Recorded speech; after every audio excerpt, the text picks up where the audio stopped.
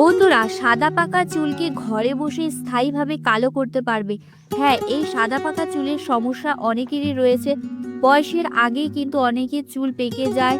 এই সমস্যাটা কিন্তু ভীষণই বাজে একটা সমস্যা। তো আজকে এই সমস্যার সমাধান নিয়ে আমি এই ভিডিওটা করছি।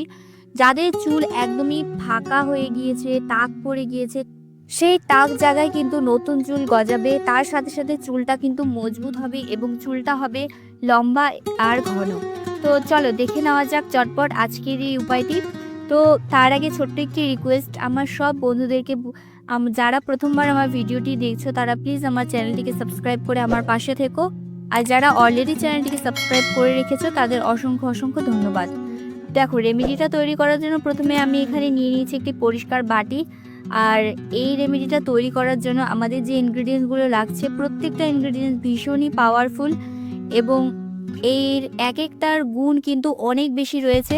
তারপর যদি তোমরা সবগুলোকে একসাথে মিক্স করে এই রেমেডিটা তৈরি করো তাহলে এটা আরও বেশি পাওয়ারফুল হয়ে যাবে। তো প্রথমে আমি 1 চামচ এখানে নিয়েছি মেথি। মেথি আমাদের চুলের জন্য অনেক অনেক উপকারী। তো মেথি আমাদের চুলকে কিন্তু মোটা করবে, চুলকে ঘন করবে, তার সাথে সাথে চুলের হেয়ার গ্রোথটাকে বুস্ট করবে। আর এখানে নিয়েছি আমি 1 চামচের মতো কালো জিরে। কালো জিরেও কিন্তু চুলের জন্য ভীষণ ভীষণ উপকারী। চুলটাকে খুব সুন্দর একটা কালার এনে দেবে, মানে চুলটাকে কালো করবে। তার সাথে সাথে কিন্তু সাদা পাকা চুলের সমস্যাটা দূর করতে ভীষণভাবে হেল্প করে এই কালো জিরে। কালো জিরের তেল তোমরা অনলাইনে পেয়ে যাবে, মানে মার্কেটে কিন্তু কালো জিরের তেল অনেক রকমের বেরিয়েছে। এই কালো জিরের তেল তোমরা কিন্তু বাড়িতেও বানাতে পারো। তো আজকে যে উপায়টি করছি সেটা কিন্তু তোমাদের চুলে কিন্তু শুধু যে সাদা পাকা চুলকে কালো করবে তা নয়, চুলের হেয়ার গ্রোথটাকেও কিন্তু বুস্ট করবে। যাদের চুল থেমে গিয়েছে, বড় হচ্ছে না, এখানে দেখো লাস্টে আমাদের এখানে নিয়ে নিতে হবে 1 থেকে 1.5 চামচের মতো কফি পাউডার।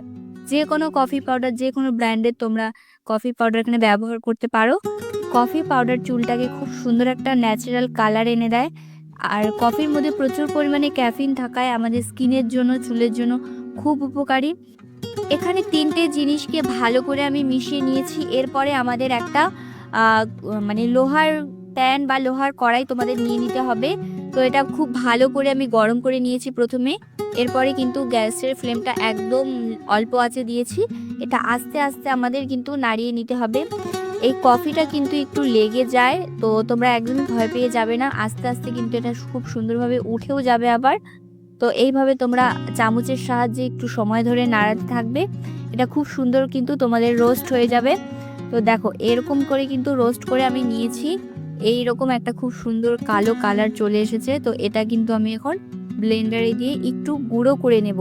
তো এইভাবে কিন্তু তেলটা তৈরি করা যাবে না, একটু গুঁড়ো করলে কিন্তু তেলটা বেশি ভালো হবে। এর প্রত্যেকটা গুণাগুণ তেলের মধ্যে খুব সুন্দরভাবে এসে যাবে আর তেলটা আরও বেশি পাওয়ারফুল হয়ে উঠবে। তো এখানে আমি যতটুকু পরিমাণ তৈরি করেছি এটা কিন্তু আমি 15 দিন পর্যন্ত ব্যবহার করতে পারবো। আর সপ্তাহে তোমরা 2 দিন করে এই রেমেডিটা অ্যাপ্লাই করতে পারো। সপ্তাহে 2 দিন আমরা চুলে মানে তেল দিতে হয়, অনেকে 2 দিনও তেল দেয় না, বাট আমি বলবো তোমরা কিন্তু সপ্তাহে 2 দিন অবশ্যই তেল দেবে। আর তেলটা যদি আজকের এই উপায়টি করে দাও তাহলে কিন্তু অনেকগুলো উপকারও তোমাদের হবে এবং তেলটাও কিন্তু দেওয়া হয়ে যাবে চুলে। শ্যাম্পু করার আগের দিন কিন্তু তেল দিতে হয়, আমরা সবাই জানি।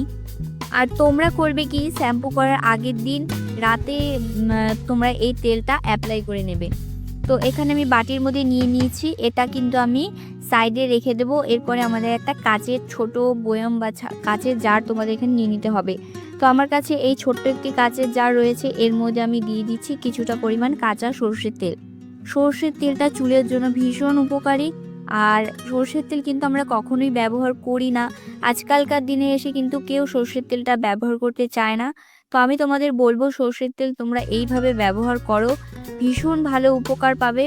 তো এটা আমি পাউডারটা যে করে রেখেছি সেই চারকোল পাউডারটা আমি এখানে দিয়ে দিচ্ছি। এই পাউডারটা চামচের সাথে মিশিয়ে নিচ্ছি।